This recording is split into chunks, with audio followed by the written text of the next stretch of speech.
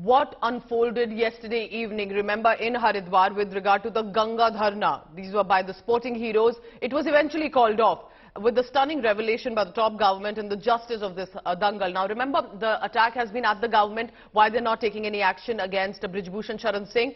But now there's a counter-strike to the wrestlers by the government sources. We are going to now tell you one by one about what is the government response, because these sporting legends of international level were about to immerse their medals or throw them away in the Ganga river. Eventually they were stopped. But here's what happened. Flowing tears, a volatile crowd,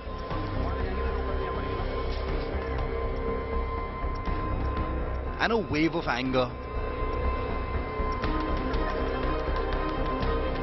Armed with their pride and joy, they threatened to fling their medals into River Ganga.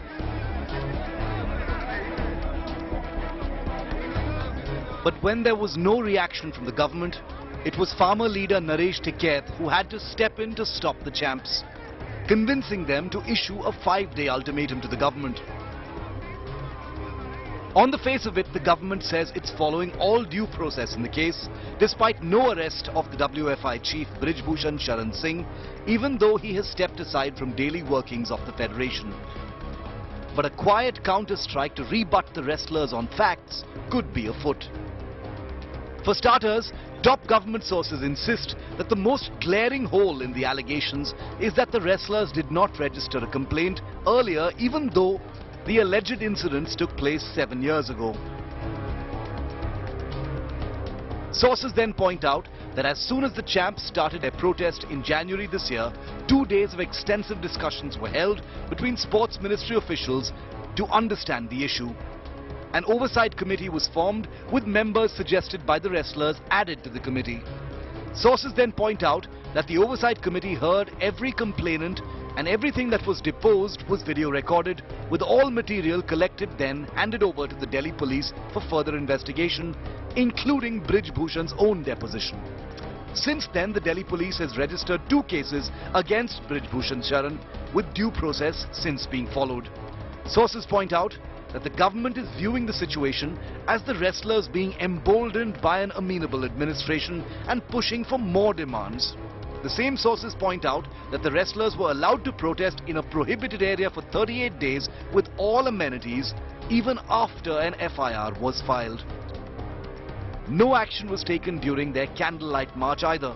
The first action by the police, the sources point out, took place when the wrestlers deliberately tried to breach security at the new parliament on Sunday, an area that was under section 144, a wanton breaking of the law.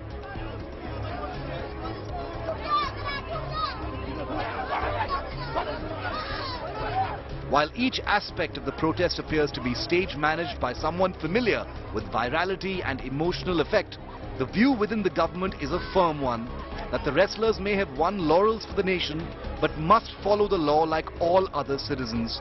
No one is above the law.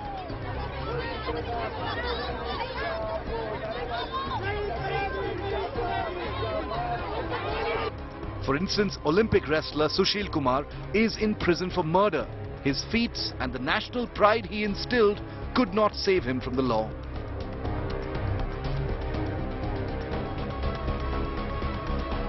Finally, government insiders point out that the threat to throw medals into the Ganga is an act of extreme insensitivity, entitlement and arrogance, since the medals don't belong to the athletes alone, but also their support staff, coaches, trainers and multiple others, not to mention the fact that much of their training has been at taxpayers' expense. With the 5-day countdown ticking, will there be a break in this impasse, or will things escalate more towards a fast unto death at Delhi's India Gate? Bureau Report, India Today.